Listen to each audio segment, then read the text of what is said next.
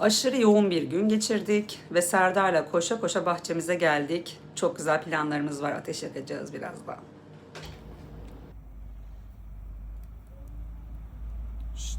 Hayır.